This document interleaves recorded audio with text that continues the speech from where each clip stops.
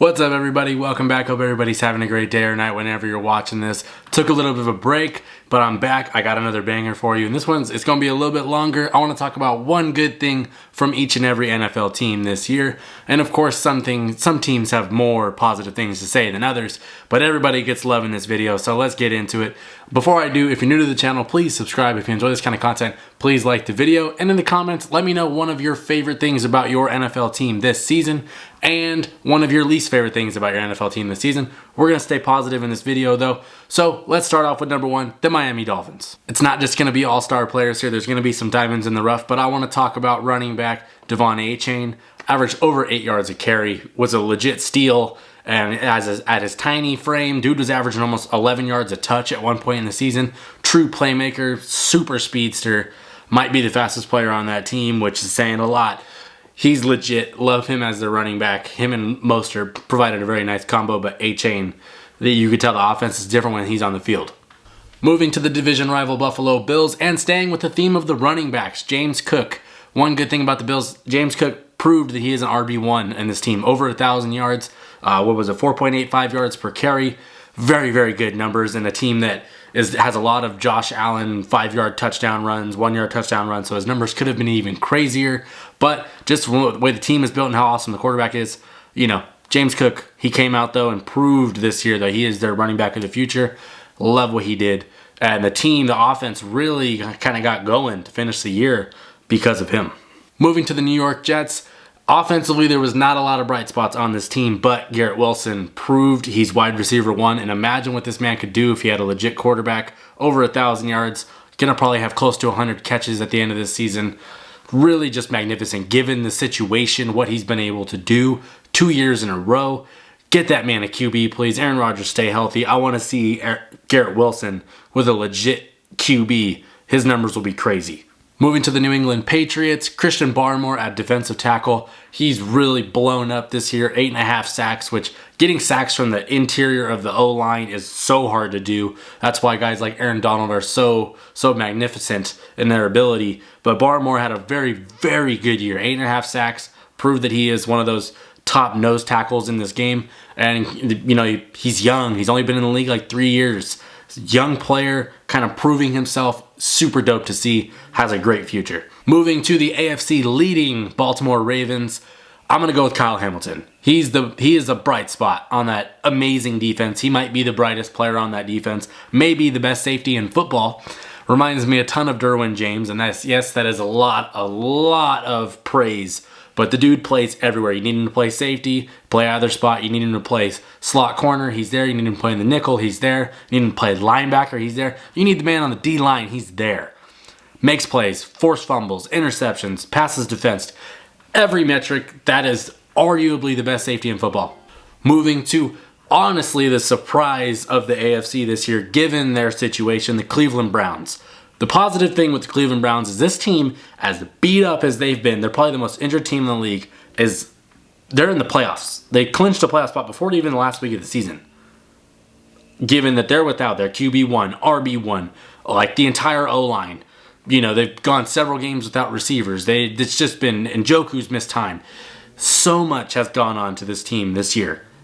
And they're like 11-5. Could be 12-5 by the end of this. With all of that. That is insane. Kevin Stefanski, hell of a job. I think the Browns making the playoffs, despite their injury situation, is the most impressive feat in the NFL this season. Moving to the Pittsburgh Steelers, I'm going with Jaylen Warren as a big bright spot. He's one of my favorite things about the Steelers team. Over 5 yards a carry, just legit. He is honestly their RB1. He is their best running back. And I don't think it's a lot of the Zeke, Tony Pollard situation with him and Najee, where Najee gets those tough yards. Jaylen Warren gets those tough yards too. And he turns those 2-yard gains into 10-yard gains. The offense has kind of taken off a little bit as they've given him more of the workload.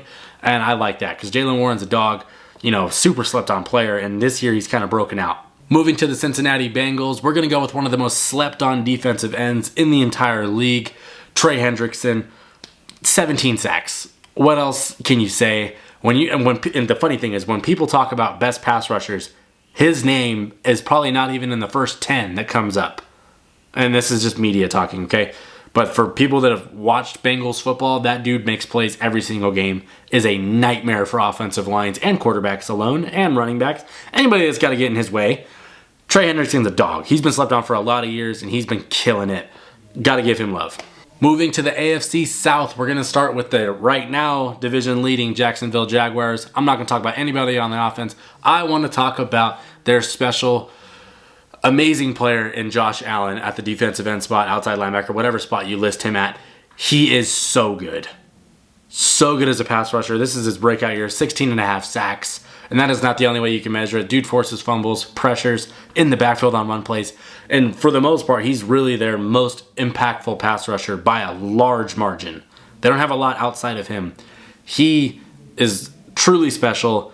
He might be, this is hot take-ish for sure. I think it's more of a joke, but he might be the best Josh Allen in football, which is crazy because he's not playing for the Buffalo Bills. And the Buffalo Bills one is phenomenal. So shout out Josh Allen. Contract year, you're getting a bag this offseason. Best time to perform your best football. Moving to the Indianapolis Colts, we're not going to talk about the offense. We're not going to talk about the defense. We're not even going to talk about the special teams. We're going to talk about the head coach, Shane Steichen. He's been awesome. This team did not have high hopes going into this year. You lose your franchise rookie quarterback in like week 3, and now you're on your backup quarterback, and they're one game out of the division, one game out of the playoffs. I think they're like 8-7 or something like that right now before the last week of the season. He's been so good as a coach. The Eagles miss Shane Steichen so much right now. All the turmoil that's going on in their offense. Shane Steichen would have solved a lot of those problems. Colts offense is fire. They went without Jonathan Taylor for like half the season. So, I mean, come on. You got to... If Stefanski doesn't win Coach of the Year, I think it goes to Shane Steichen. And I think if he makes the playoffs, there's a very good odds he could get it too. Been awesome this year. Looks like the coach of the future for the Indianapolis Colts.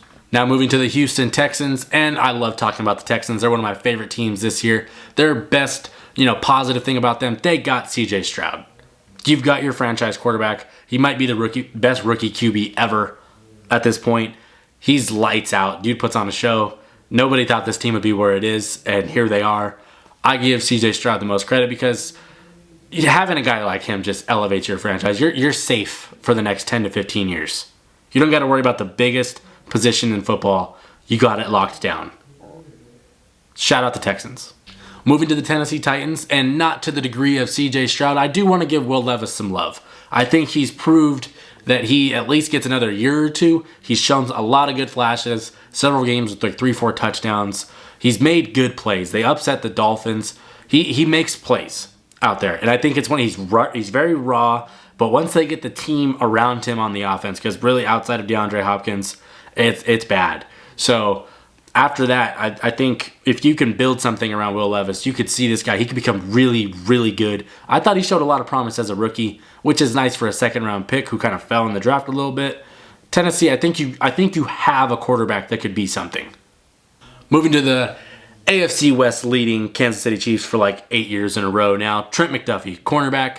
Dude's locked down. Dude makes plays. He plays all over the field. Slot, outside, he'll pass rush. Trent McDuffie, locked down. Pay attention when you watch Chiefs games on defense. L'Jarius Sneed gets a lot of love. Nick Bolton gets a lot of love. Chris Jones, we know, gets a lot of love. But Trent McDuffie is a hit at first-round pick from, I think, not this year, but the last year. And I think he's in his second year now. So he's been really good. And I like where his career is going because that dude's going to be a problem for a long time. You want to watch the tape, go watch the Eagles game where he was on A.J. Brown. Did a pretty decent job. I think Trent McDuffie is a dog. Moving to the Denver Broncos, and this guy, it's similar to the Cincinnati Bengals with Trey Hendrickson.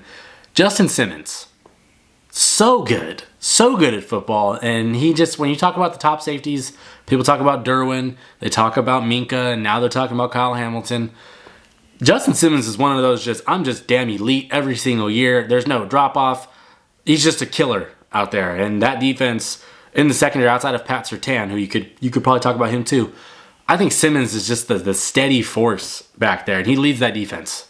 Moving to the Las Vegas Raiders, where this season looked like it was falling apart, and then you hire your head coach of the future, or your interim head coach right now, but Antonio Pierce. That's the guy. That's your coach. Give him the reins. Take the interim tag off, give him a full contract, get him a quarterback, and watch how good this team could be, because he took that defense from nothing to something. Those dudes believe in him. Say what you want about the Raiders and how they've been the last, 20 years.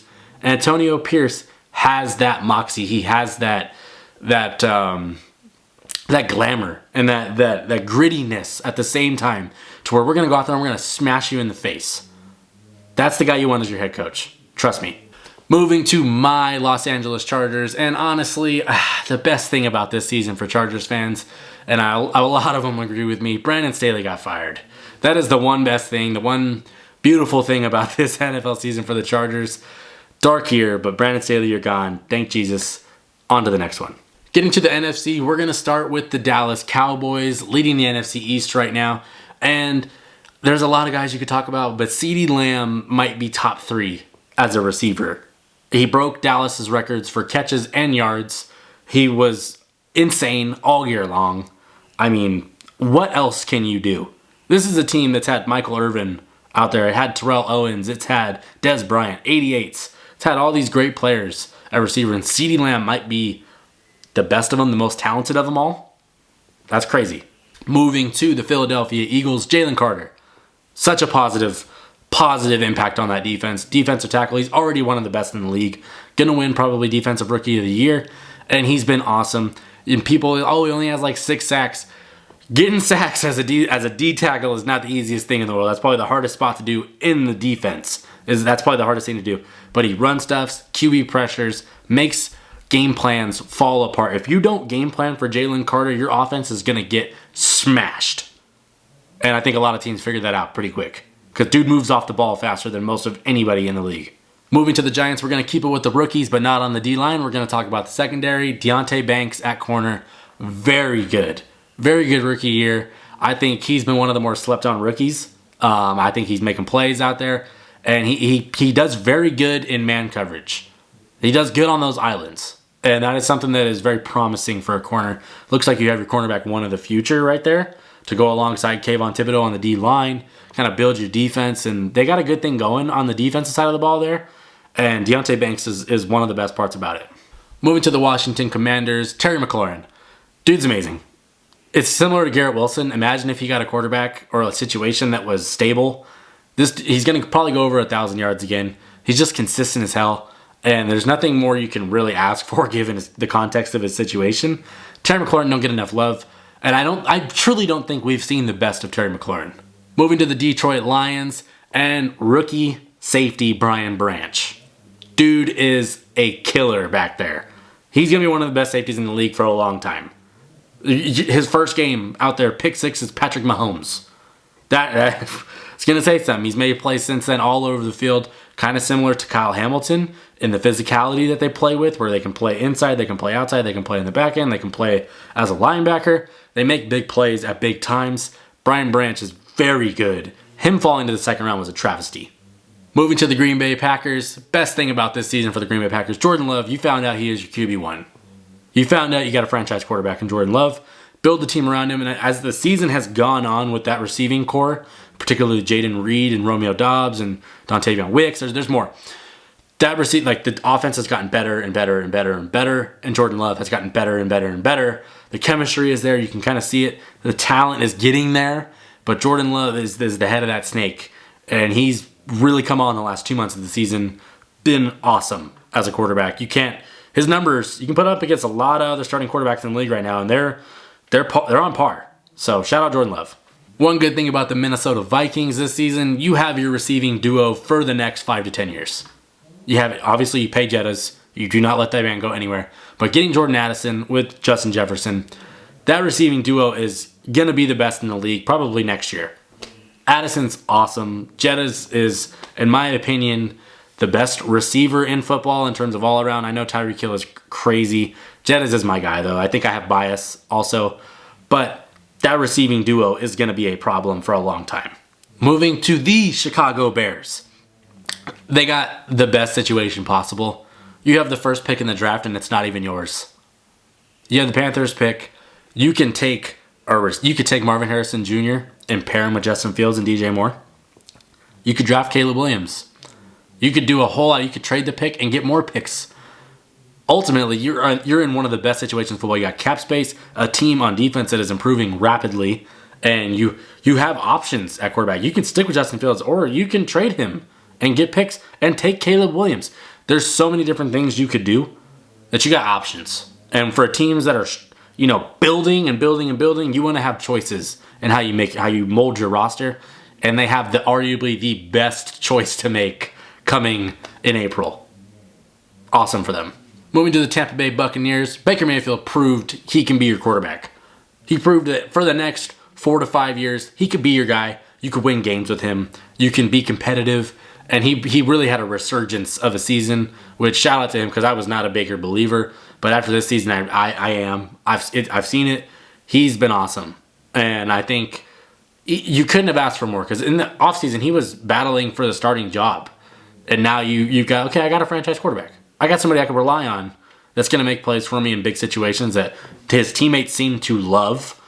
So, shout out Baker, shout out the Bucs. I think that's been a match made in heaven. Moving to the New Orleans Saints, I'm going to talk about Paulson Adebo at corner. He's so good. He's so good in man coverage and in zone coverage. Really one of the better ones. 4 interceptions on the season. And that defense is a pretty stout defense in New Orleans. Adebo has been the cornerback 1 for most of the season with Lattimore being injured. And he's really stepped up in a big way. I like his game. He was good as a rookie. He was good last year, and he's even better this year. Paulson Adebo, slept on corner that a lot of people don't talk about, but would be a very valuable piece on a lot of good football teams. Moving to the Atlanta Falcons and Jesse Bates at safety. He's had an all-pro season, honestly. What does he have? He's top 3 in interceptions, 85 tackles, 6 interceptions, 3 forced fumbles. Dude is everywhere. The pick six against the Saints really won them that game against them. That was like a 90-something yard pick six. Bates has been everything that Atlanta could have hoped for when they paid him that money in the offseason. And Cincinnati misses him, for being honest. But Atlanta's loving it. Jesse Bates, you are a dog in the safety position. And you're, a lot like a lot of other safeties that I've talked about. You're kind of slept on a little bit. Moving to the Carolina Panthers, and this is, the team that's had the worst season in the league, this most struggle-filled season of the league. Derek Brown at defensive tackle is such an underrated player and unknown, honestly. But he plays like Jalen Carter. He's a stuffer. He makes plays. Derek Brown, when you talk about the best defensive tackles in the NFL, belongs somewhere in that conversation. But you don't hear it get talked about because the team is so bad record-wise, and there's really not a lot that you want to talk about outside of Bryce Young and the owner throwing drinks at fans. But Derek Brown's really good. Really good. The San Francisco 49ers, positive thing about your season of the many things, Christian McCaffrey was an MVP level player. He is so electric. Over 20 touchdowns. Over 2,000 total yards. Christian McCaffrey is that guy. And I thought he was cooked before last season. I thought he was cooked. And this year he has been, like I said, MVP, dude. A running back's not going to get it. And I don't think he's actually going to get the MVP award, but there's very good reasons as to why he should win it. Because that team is completely different without him clicking on all cylinders. Moving to the LA Rams, and there's a lot you could talk about. Oh, Matthew Stafford's resurgence, Puka Nacua being insane, Kyren Williams, insane. This is not going to be sexy at all because the O-line isn't sexy, but Kevin Dotson at right guard, he shored up that offensive line. He had a Pro Bowl caliber year on that line, and it's made throwing the ball so much easier for Matthew Stafford. It's made running the ball for Kyren Williams so much easier. When you watch them play, a lot of their designs go to the right because they know Dotson is killing it over there. He's a mauler at the guard position. And I think he's probably the only offensive lineman I talked about in this video. So shout out Kevin Dotson because you earned yourself a lot more money in your future and you had a great year. Moving to the Seattle Seahawks, Devin Witherspoon. Whew, that man, top 5 at the corner position already. He's so good. Hit stick. He plays physical. He's fast as hell. Makes plays on the ball. Go back and watch that Giants game. 100-yard pick six. Devin Witherspoon is going to be a problem for the next 10 years at least. And you had a lot of people that were like, "Why'd they pick him? That was a reach. They should have taken a quarterback." Blah blah blah blah blah blah blah blah. Devin Witherspoon is a defensive player of the year candidate, and while I think it's going to go to Jalen Carter, he's awesome and he's going to be a franchise corner for a long time. And he's elite already as a rook. Moving to the last team on this list, the Arizona Cardinals. Kyler Murray came back from injury and he looks just as good, if not better. Looks spry, looks agile. They've had wins against Atlanta, Pittsburgh, and Philly. They just look like a completely different team with Kyler Murray playing, and there's really not a whole lot at receiver. The defense really doesn't have a whole lot, but they won some tough games down the stretch. And Kyler Murray looked like a franchise quarterback again, and that's dope because you paid him a lot of money, and Jonathan Gannon is like, that's our QB. There is no discussion on taking one in the draft, anything like that.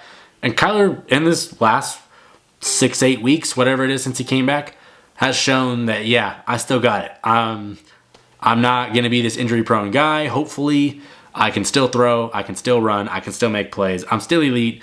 Don't forget about me. So all those teams being said, it's been an awesome NFL season. What have you really enjoyed about your team, and what have you really disliked about your team this year? Because each team, this is the most wide open I've seen the playoffs, to where it's like, yeah, the Ravens and Niners look like favorites to make it out, but anything could happen. And that's so good because for the first time in a while, it doesn't feel like the Chiefs are going to make the Super Bowl. It doesn't feel like it's going to be Chiefs versus Bills. It doesn't feel like the Eagles are dominating. It feels like maybe the Cowboys could actually get over the hump. So many things could happen. And I can't wait for the playoffs. Can't wait to see which teams make it in. Yeah. If you're new to the channel, please subscribe. If you enjoy this kind of content, please like the video. But I'll be back with another one in the next day or two because I got to get back on this. I've missed like a week. Appreciate y'all for tuning in if you made it this far because that is impressive. We are 24 minutes in. This will probably be my longest video to date. But Happy New Year to all. This is going to be a great playoff run. I can't wait to see who wins the Super Bowl, who even makes the Super Bowl, which teams make the playoffs. It's all going to be great. But thanks for watching. Peace.